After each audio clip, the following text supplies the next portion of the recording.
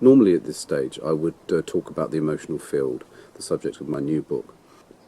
So I'm actually thinking of abandoning the present project, which is to do with the emotional field, the history of God, and the illusion of culture, because nobody's really interested. What they are interested in is my pet dog, Hoogle.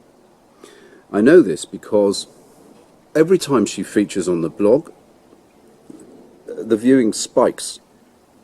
I mean, thousands of views. I talk about something serious, it's just dead. It's fair enough. I mean, it's the market. It's the market. So, come here. So I thought today what we'd just do is focus just entirely on the dog and see whether or not this could be a new lease of life for this project. This is Hoogle, and she's a Coton du Tulear, and she's what they call a companion dog. Basically, that means she's like a baby, and you have to look after her all the time, and she never leaves your side. So, for example, if one goes and has a shower, one removes one's clothes and puts them in a pile, shower curtain, and you're in the shower, she will be sitting outside the shower on the pile of clothes, waiting for you to come out. Isn't that true, honey? It's very important that one doesn't treat a dog like a child. Say hello. Say hello. But remains the master.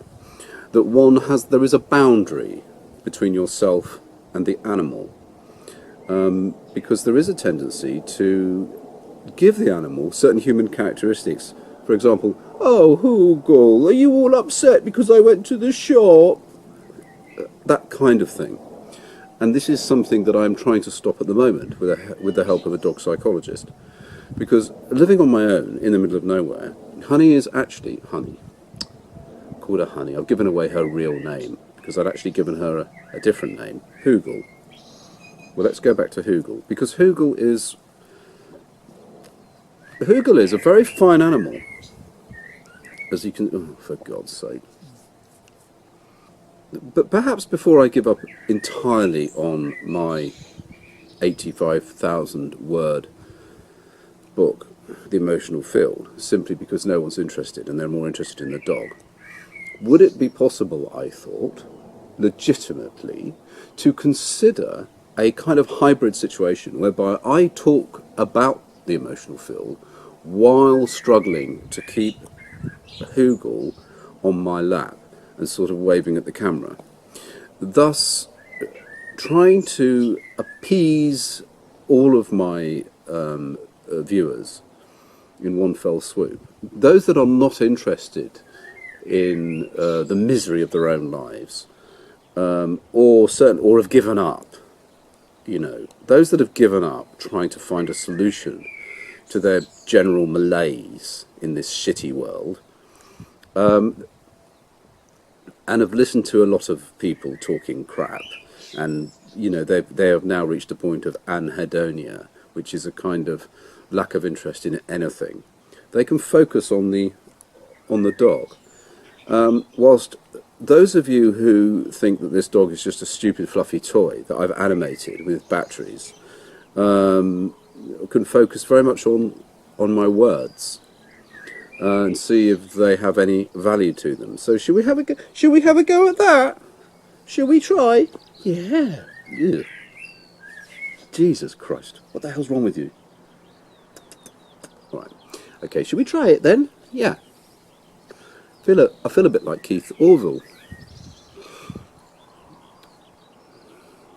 And what was that? Did he have a duck? He had a duck. Was it? Oh, it wasn't Keith Orville. It was Keith Harris and Orville. Keith Orville. Okay. I feel like Keith Harris or Bernie Clifton with his performing ostrich. I'm going to cut right to the chase. Nothing matters. Nothing matters. It's sad, really, but it really doesn't. It doesn't actually matter. Things happen, and things happen that are good, and things happen that are bad. things happen that are stressful. We experience the phenomena of life. But the truth is, none of it matters. I know you don't believe me, but there you go. All of the emotional distress and the stress and the conflict and the problems and the misery and the energy of ambition and the energy of hope and the energy of all these so-called wonderful human expressions are merely disruptions of the field in which you exist. The physical field. The natural field. Anyway, what am I talking about? We've got some fun. Anyway, I'm bored with this now. I'm just going to drink my tea. You should watch my video about the soy milk. That's much more interesting than this rubbish I'm talking now.